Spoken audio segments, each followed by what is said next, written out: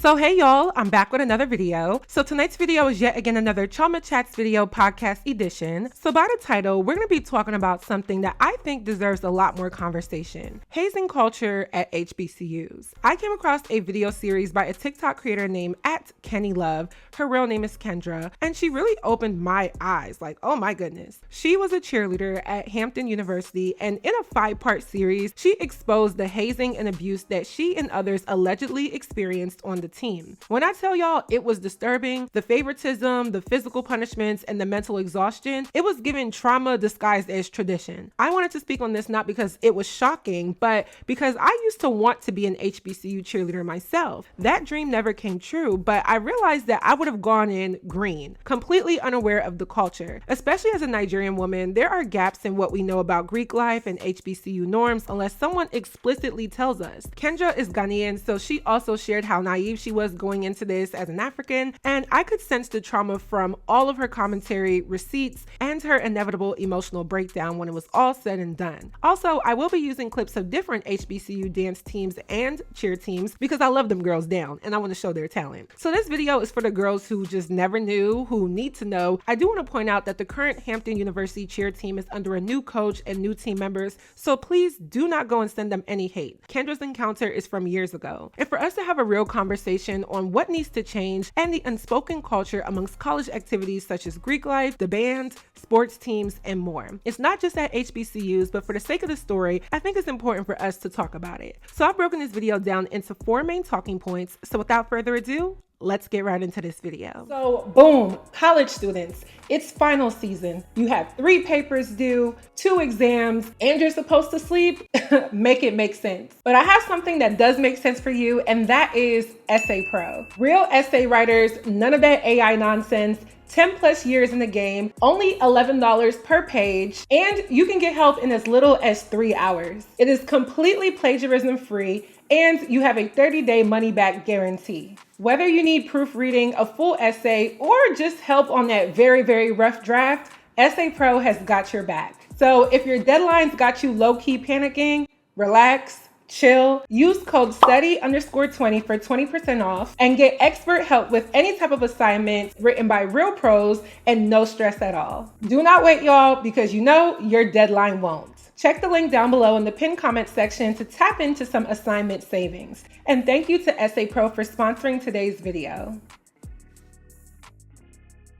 So my first talking point is talking about Kendra's story and questioning if this was cheerleading or survival, literally. I woke up and I got on TikTok and the first video I saw was Kendra's. I first started watching it because her skin was beautiful and I was intrigued to know more because I assumed it was a skincare video. But then she started saying surviving HBCU cheerleading. And I thought back to high school me who did cheer from 6th through 12th grade and was flipping off the couch as, a toddler and wanting to go to Howard University. That was my number one, and wanting to continue cheering. One of my biggest regrets in life is giving up cheer because I love it so much. It was the only thing that helped me build confidence, escape bullying, and find camaraderie amongst other girls. I wish I had someone to push me more back then. It gave me those connections into college cheer. So if you're a teenager and you're watching this, please stick to whatever sport or activity you love because you don't want to one day wish that you could be as free-spirited or gifted or creative like you used to be. Anyway, Kendra's videos got into some chilling details about her experience on Hampton University's cheer team. She talks about 3 upperclassmen girls, one named Melissa, one named Kayla, and I believe one named Anissa, who allegedly berated, bruised, and mentally tormented the new girls. These weren't just some tough practices. This was hazing maxed as leadership. They would allegedly punish teammates with excessive physical drills, verbal abuse, and exclusion tactics. And also a lot of rules like you can't look into the same mirror as us and you can't throw up certain signs or motions in the cheers as us. And the exclusion tactics stuck out to me because I think it's so weird when a group of girls or women gather together and find a way to isolate someone. Y'all know I have a modeling agency called the Queen Team Models, shameless plug as always. And one thing I used to tell my veteran models when the rookies came in is to try to include the new girls in everything. One time we had a shoot where there was about 8 rookie models on the first shoot and maybe a lot of vets. And I saw all my vets kind of grouped together and not talking to the new girls. So I sent a text straight to the vets and I said, y'all need to go mix and mingle with the new girls. Remember when you were a rookie and you didn't know anyone yet and you were nervous and shy, just Just because it's the next season and you've established friendships doesn't mean you become the big bad wolf. It's a duty for the girls with more tenure to bring in the rookies and make sure they are learning the material and feel comfortable. As a coach or director, you can't play that mean girl stuff, and I don't play that mean girl BS. I've kicked girls off for being mean or just not living up to the code of ethics that everyone is contractually bound to. So Kendra explained how the environment made her dread practices and feel constantly on edge. It wasn't about getting better at cheer, it was about surviving the season. What's even worse is the coach named Bree Ruff, who Kendra says shows favoritism and allegedly turned a blind eye. So I do feel like a coach or a manager or a dean or a director or whatever has a professional and moral obligation to prioritize the well-being of his or her students, athletes, team, group, whatever. So it's hard to believe that a coach wouldn't notice this kind of behavior, especially when it seems to be a pattern. And while I'm not accusing anyone of outright hazing, it does raise questions about accountability and leadership. Kendra's experience mirrors what so many other students have said in the past. There were a lot of former cheerleaders from the same program messaging her saying similar things, and it shouldn't take more victims for institutions to care. Let's check out part 1, part 4, and part 5 of her story on TikTok. This is long, so please hang in there and then we'll talk more afterwards. Get ready with me while I talk about surviving HBCU cheer teams. More specifically, surviving Hampton University's cheer team. Because there were some things, actually the whole thing, I didn't know what I was doing going into an HBCU cheer team, but here we are. Majority of clubs and teams in HBCUs mock Greek life. I had no prior experience with Greek life until I went to my HBCU. If you are planning on joining an HBCU cheer team, you will be joining a sorority dang near. So just take that as you will, do it at your own risk. And this is not for all cheer teams, but this was for Hampton University. I do believe that they now abolished whatever the hell they had going on, but at the time they didn't. And this was literally, 2022, 2023? It's only 2025. So there were about like 3 tiers on this cheer team, I would say 3 tiers. There was White Squad, there was Blue Thunder, and then there were the Hoorahs. The Hoorahs is what you were essentially trying to get to. The Hoorahs were the highest tier, and you became a Hoorah after you crossed. And I kid you not, they called it crossing. If you were not a Hoorah, you were either White Squad or Blue Thunder. Blue Thunder was the girls who tried out in the spring, like before we got to campus. So if you were a freshman coming in, you would try out while you're still in high school or that summer. And then if you made it, then you went to camp over summer. I did not try out. I tried out when I got to school. So me and like 30 girls tried out. And if you made it in October, then you were then White Squad. Okay? So Hampton University school colors are blue and white. Once you're on the cheer team, you can't wear blue until you cross. If they catch you wearing blue, it's grass, like literally. And when we had made it, it was around homecoming time, and they had advertised that they needed flyers. They needed flyers and tumblers. Oh, what was I? A flyer and a tumbler. So I tried out, I made it. Anyhow, let me tell you more of the ridiculous rules on the Hampton University cheer team. Okay, so you know they called themselves Hoorahs or whatever. That was their thing. They had a little sign that looks like this. We could not throw this sign up. They would do their sign in their little dances. Like in their cheer dances, they would throw up the hoorah. But if you were not a hoorah, you had to throw up a fist. And if you did not throw up a fist, or you threw up anything other than a fist that looked like a hoorah symbol, babes, good luck. Good freaking luck. They would text us and be like, stadium, gray shorts, pink sports bra. At 6:15, practice at 6:30. If I had known then what I know now, I absolutely would not join that team. I absolutely would not do it. Like, it's just no. They went through our phones. If your phone rang during practice, everybody's running like 30 laps or running a stadium. Somebody's phone rang during practice, and they're like, whose phone is ringing? Whose phone is ringing? Everybody's scared as hell. Whoever's phone was ringing, they ain't fess up to it. They just, because they didn't want to get in trouble. They're scared. I'd be scared too, because they was just trying to make us run. Like, why are you making us run so much? Because somebody's phone is ringing during practice. Like, that's absolutely ridiculous. You would have to have your phone on super D&D for practice. Actually freaking ridiculous. And I remember this. That girl, she wasn't even a coach. I'm a name drop because I don't care. Mel's, she was not even a coach, bro. She was just on a team before us, and she had already graduated. Graduated terrorizing 18-year-olds, mind you. Like, girl, you're crazy. So she ended up make everybody get in the line. Everybody show you the phone, showed the call log. Whoever it was obviously deleted it. But she's going through. My phone's in military time. She's like, what's this? What time is this? I can't read this. Military time, my nigga. Be for real. It's not that hard to read. And then she's like, who's me padre? My dad? Like, my dad had called me earlier, but it was way before practice. I was just like, bruh, you doing too much. It was around homecoming time, and they told us, mind you, this is my first homecoming, and it's an HBCU homecoming. The coach said, be in Holland, which was the little gym area, the gym building. Be in Holland at like 8 a.m. My whole phone just fell, bro. Like, that was actually crazy. Anyway, back to what I was saying. So my first HBCU homecoming, they told us to be in Holland at 8 a.m. so that we could like go through the parade with them. Mind you, the coach said this. They didn't show up till 12. They went through the parade without us, and they made us wear Hampton University shirts, red lips. The red lip was probably the worst part. Red lip, and we just had to be like game day ready, makeup done or whatever. You also could not post in the uniform unless you wore a hoorah. Babe, when I left that school, I posted my pictures so quick, like, and I didn't care. And then I had the coach, not even the coach, I'm sorry, she wasn't even a captain. She literally DM'd me. She was like, you are not a hoorah. Take this down now. Mind you, it wasn't even a post, it was a story post. And I said, I literally sent her a sad face emoji. Because what are you talking about, bro? Like, let's be so serious. This is not a sorority. Y'all are doing too much. It's just a cheer team, bro. And then when I would post, it was like 6 shares under my story post. I was like, oh my God. And then I had one girl, she slid up with a dead emoji. She thought she ate with that. And it's like, it's not that deep. I can go into detail about what else they did and their little hazing process.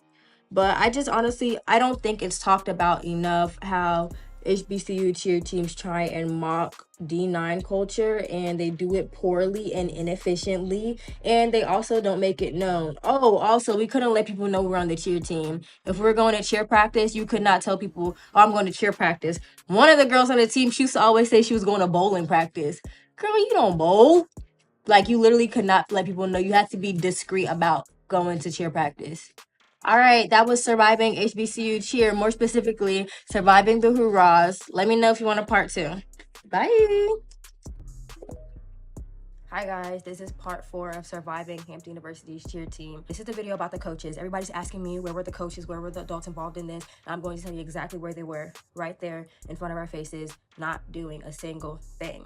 We only had one coach. Her name was Coach Bree. I don't know if it's Brianna or if it's just Bree, but Coach Bree Ruff, you already made yourself known in the comments, so I'm gonna make you known in this video. And then we had 2 of her friends. One of them was Ashley Simpson. She was there. The other one, I'm not gonna give her name because she didn't do anything to me, and she was there like maybe like 10% of the practices. We're gonna call her Coach Parker. She was there barely. She's not even gonna be in here. So we have Simp, which is Ashley Simpson. We have Coach Bree, the main coach. And then we have Melissa McCarthy, or Mel's, as you all know her. She wasn't really a coach. Mind you, none of these women were on payroll. They were not getting paid by the university. They were just there on their own time, helping out.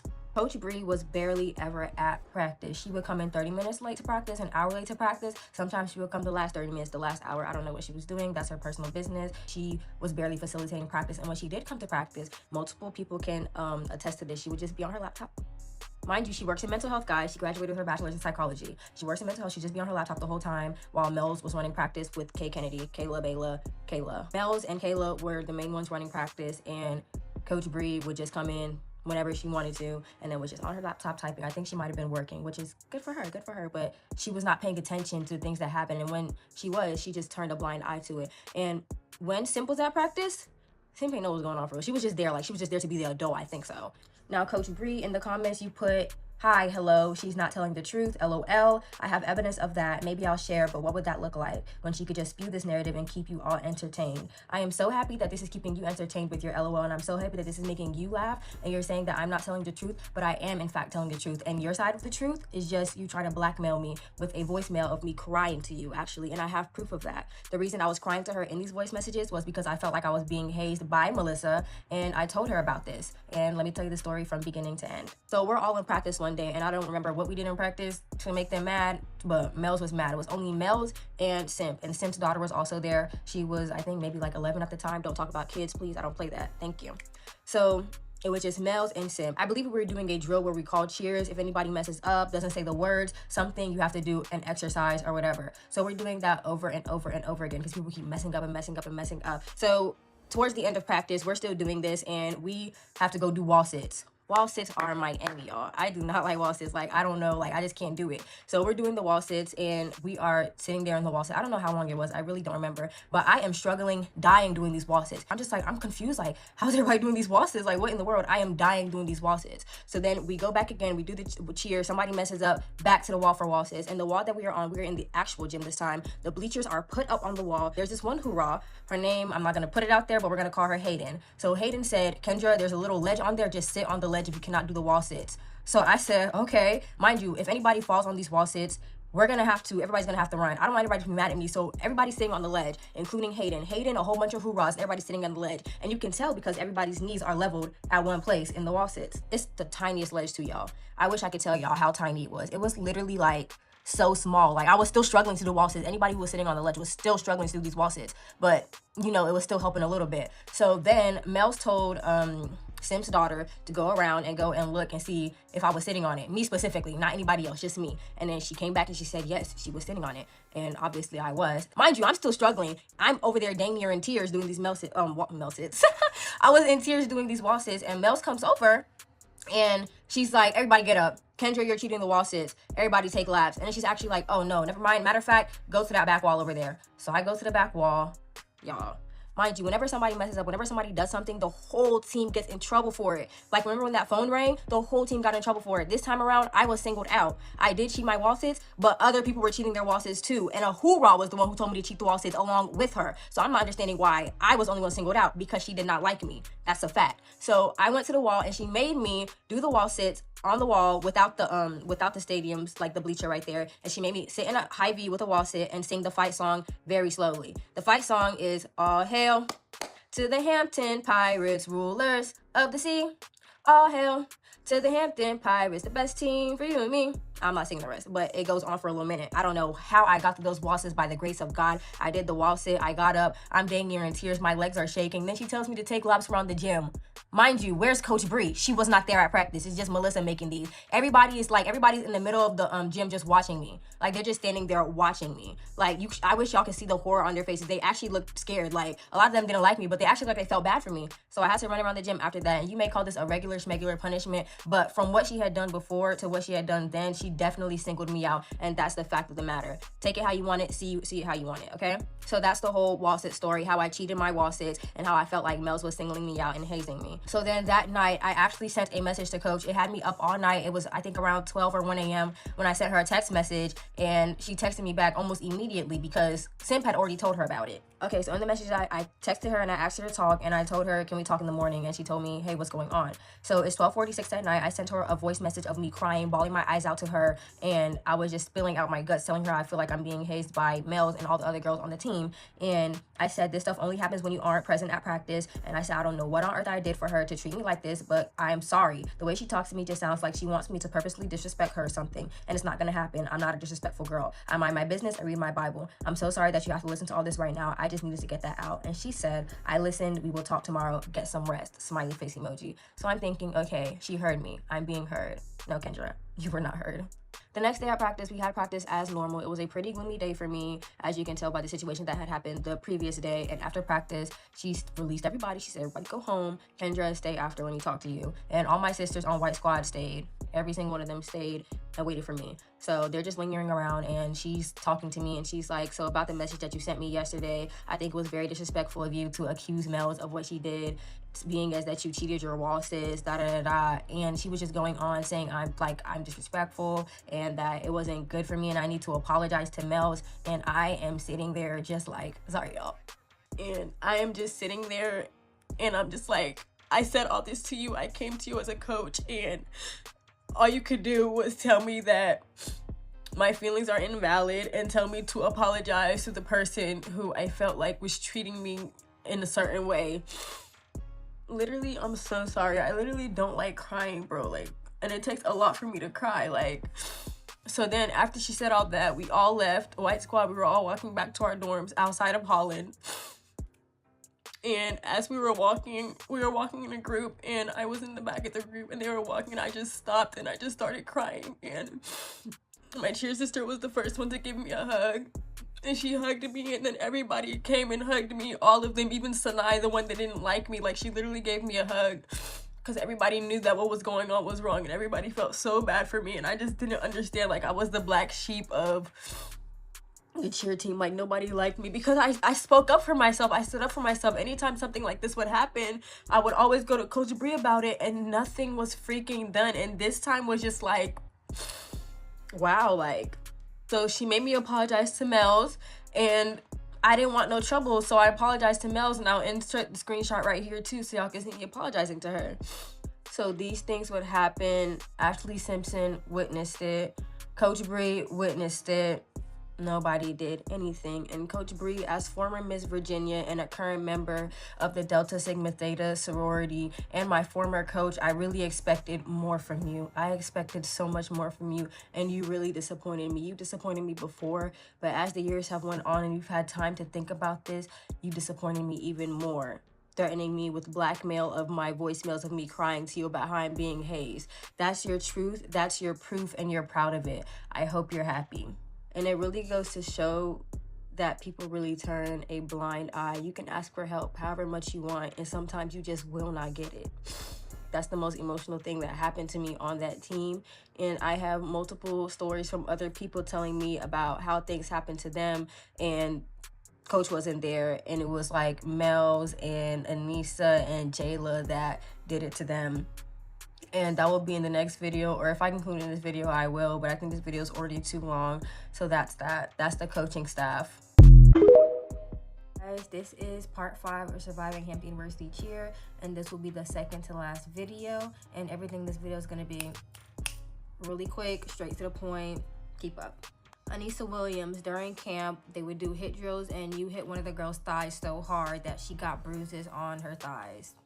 These girls were being overworked so much during camp that one of them got 103-degree fever in August because of the things that they were making them do. These girls would be punished for ridiculous things such as laughing, or you'd be told to run laps in extreme weather. And mind you, they were not supposed to be outside at the time. When they went inside, Jayla actually told them to wipe the blue turf stains off of their elbows and their knees so that the coach would not know that they had them outside. If you are an athlete, you know that you're not supposed to be outside in certain types of weather, and that is exactly what they had them doing. One of the crossing rituals included getting the girls drunk and unknowingly leading them into the football room where the football players were there, and this is where they usually watch their football tapes, but instead they watched the girls dance to the marching band music, and they rated them 1 through 10. Another thing these girls had to do when they crossed was they were sent a random location, and they had to go to the location, and they stayed there all night, and they made them practice doing dances, cheers, whatever it may be, and they did that all night without the coach's permission. The coaches were not present for any of this. And the people who orchestrated this past year was Kayla Bass, Anissa Williams, and Kendall Tillett. These hoorahs hounded some girls to send them money to throw them a baby shower for one of the other hoorahs, and they were not invited to the baby shower, and when they confronted them about it, they got mad. Their camp schedule was ridiculous hours. They had conditioning from 6 to 8 a.m., then they had breakfast at 9 a.m., and they had practice all up until 6 p.m. with food breaks in between. And at 6 p.m., that was when the coaches left, and there was captain's practice. Captain's practice went on without the coaches, just the captains, and they would orchestrate practice until whenever they pleased. They let the girls go whenever they wanted to, and there was no adult supervision there.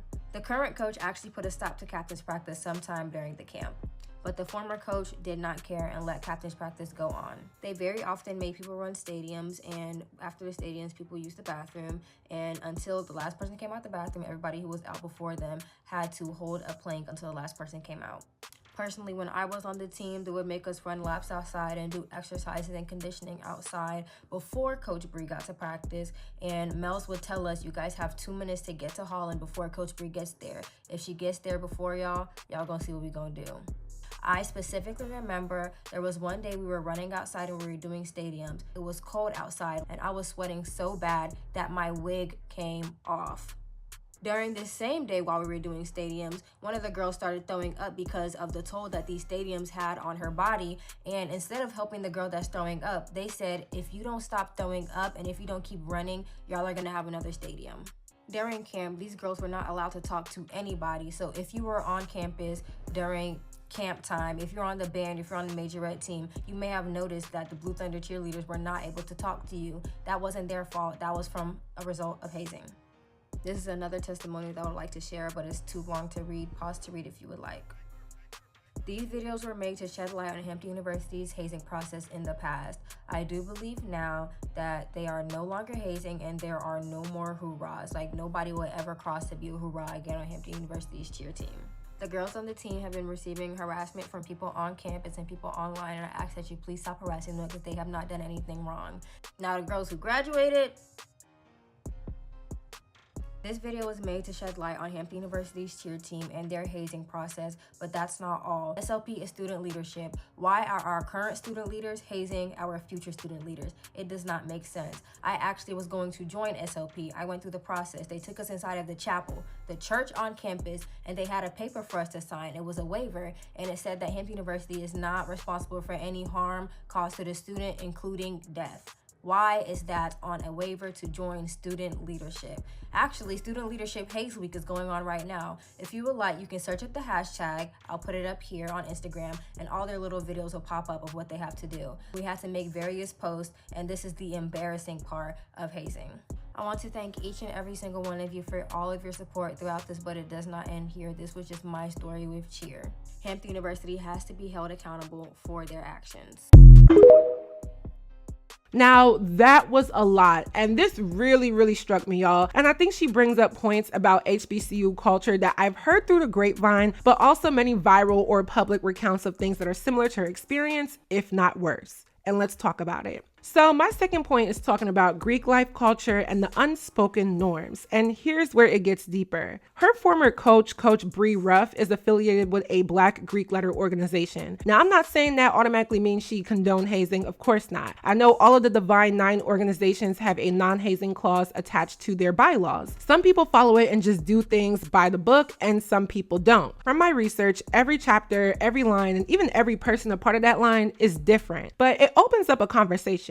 Hazing has long been associated with Greek life, not just Divine Nine orgs, but also white fraternities and sororities in the Pan-Hellenic Council. Recently, I didn't cover this story, but this was national news about the young man named Caleb Wilson, who lost his life during the pledge process to become a member of Omega Psi Phi Fraternity Incorporated at Southern University in Louisiana. And this was a very tragic story. The three men most responsible for his passing have been arrested, and I believe they are out on bond. This incident directly deals with hazing, and Caleb was reportedly participating in an unofficial fraternity initiation process when the incident occurred. And despite efforts to save him, the severity of the hazing led to fatal consequences. He was punched in the chest, and I believe he seized and he never regained consciousness. His death has sparked renewed conversations about the dangers of hazing culture and the need for stricter enforcement of anti-hazing policies on college campuses. He was only 20 years old, and his death shook a lot of people, but unfortunately, he's not the only one. Year after year, we hear these stories, and yet the culture stays the same, and it makes you wonder how many more people are suffering in silence, how many students are just trying to belong but end up traumatized or worse. Caleb's story is a wake-up call. Hazing is not harmless, and I think it's time we stop treating it like a rite of passage when it can literally cost someone their life. If schools, teams, and orgs don't start prioritizing student safety over outdated traditions, we'll keep losing young people with so much ahead of them. So with that, I'm learning that there's this unspoken culture at HBCUs where every organization has a quote-unquote process. People often say, well, it builds bonds or it's tradition, and I do agree that everyone should go through some sort of a process or audition, tryout, test, and bonding for sure. But using tradition as a means to excuse hazing, which is illegal in every state in America,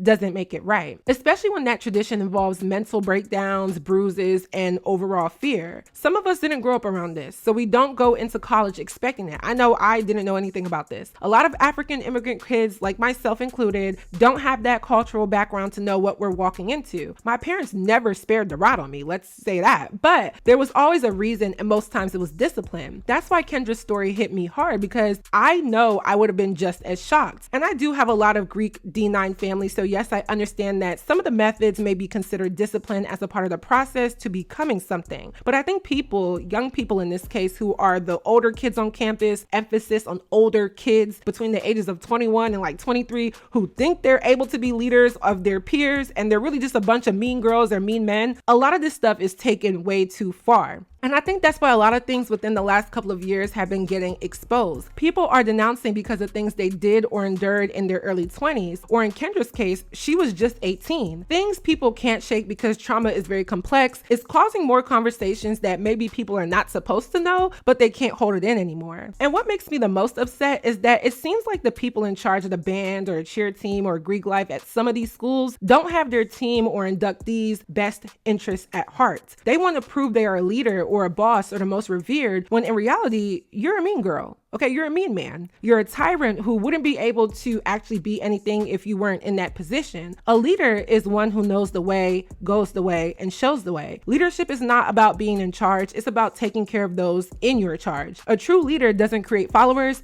They create more leaders. So as it relates to people being caught up in a process being led by unspoken norms or traditions that may be traumatic, we definitely need to break down what these processes really are and who they're hurting. And I think the people doing all of this need to take a real approach to their tradition and silent customs and codes and consider the people that may be affected by it for years and decades to come. Now, moving on to point number 3, I want to talk about discipline versus dehumanization. And listen, I'm all for discipline. I was a cheerleader too, running laps, conditioning, doing push-ups. It's part of the game. If someone messes up, they got to run it back, right? That's just how it is. But there's a line between conditioning to get better and punishing someone just to exert power. What Kendra described wasn't about making the team stronger. It was about scaring the new girls into submission. And I think people should fear their coaches or the org or their program, but not by fearing them as the person or the group they are, but fearing disappointment of the code or the conduct or the expectations and the ethics that you believe in and you're supposed to abide by. And again, all of these D9 orgs have anti-hazing clauses, but then even if the Hampton University cheer doesn't have an anti-hazing clause, just being a student at any university across America, everyone signs a code of ethics, and participating in anything means you don't do illegal or heinous or mean or bullying type stuff to any person within the student body. Now, all of the girls that Kendra mentioned have since graduated. And again, I do want to emphasize that the current Hampton University cheer team is under a new coach and new team members. So please, again, do not go send them any hate. I can see just from their social media that their culture has definitely changed. They got rid of the cancers, or the cancers left. And it doesn't seem that the cheerleaders are experiencing this anymore. But in regard to discipline and dehumanization, I think there is a huge difference between the two. And that's what a lot of these captains and deans and more tenured members in any of these groups need to realize. When someone is suffering in pain or mental anguish or feeling physically exhausted, you have to chill. Like literally, you have to chill, relax.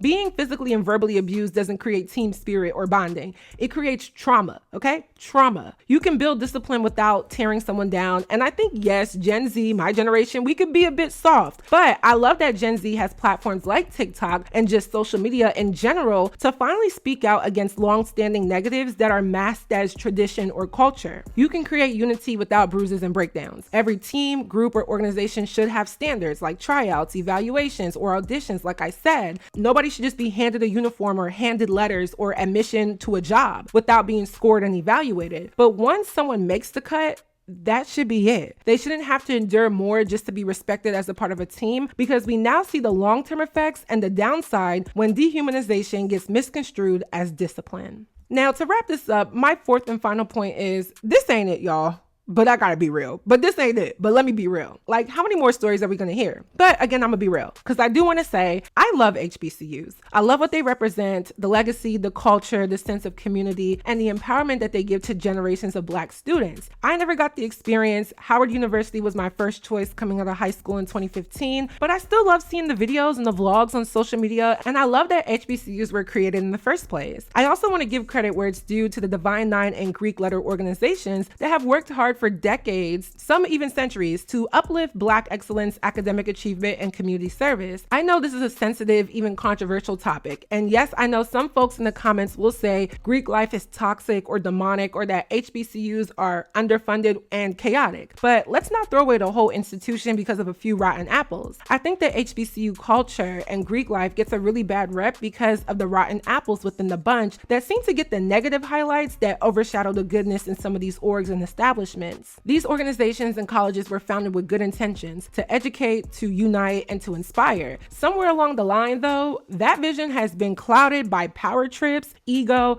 and a cycle of hurt that mirrors trauma that we've carried for generations. It's almost like repeating slavery in some ways. It's not that HBCUs or Greek life are inherently evil or demonic per se, but it's that people within them sometimes lose their way. Like I always tell you, I think people are demonic. People choose to serve the wrong things. Abuse of power isn't about letters or schools. It's about individuals who choose to misuse the influence they've been given. And let me be clear, not every chapter is toxic, not every campus is harmful, and not every organization condones the behavior we see in these scandals. One incident should never define the whole, but I think people are sinners and people know right from wrong. And people are going to have to answer to their wrongdoings and their bad spirits, whether it's here on earth or elsewhere. Kendra eventually transferred to North Carolina A&T, another HBCU, and she looks like she's thriving now, which proves that positive HBCU experiences do exist. I know I have a lot of HBCU students and graduates that watch me. Shout out your school and your class in the comments down below. And just a little hint, I actually have been planning an HBCU tour for like the last 8 months, so stay tuned. It's not going to be soon, but eventually. If y'all have any schools that y'all think I should go to, just let me know below. But all in all, I'm so glad Kendra spoke out, not just for herself, but the girls like me who had no idea this kind of abuse could even exist in something like college cheerleading. Her voice matters and this conversation matters. These institutions, clubs, teams, and organizations can do better, and I truly believe they will if we keep talking. So that is it for this video. I hope you all enjoyed. Please let me know your commentary on my commentary down below. What do you think? What do you know? Let me know. If y'all haven't already, make sure you guys are subscribed to my channel, turn on your notifications as well. And if you're new, welcome. And if you've been here, welcome back. Don't forget to check out our sponsor, Essay Pro. If you're a college student, I know those finals are coming up and I know if you need some help. So whether it's proofreading or a full essay, Essay Pro has got your back. Don't wait because you know your deadlines won't. You can use the code study_20 for 20% off. And thank you to Essay Pro for sponsoring today's video. And last but not least, don't forget to follow me on all of my social media networks, and I will see y'all in my next video.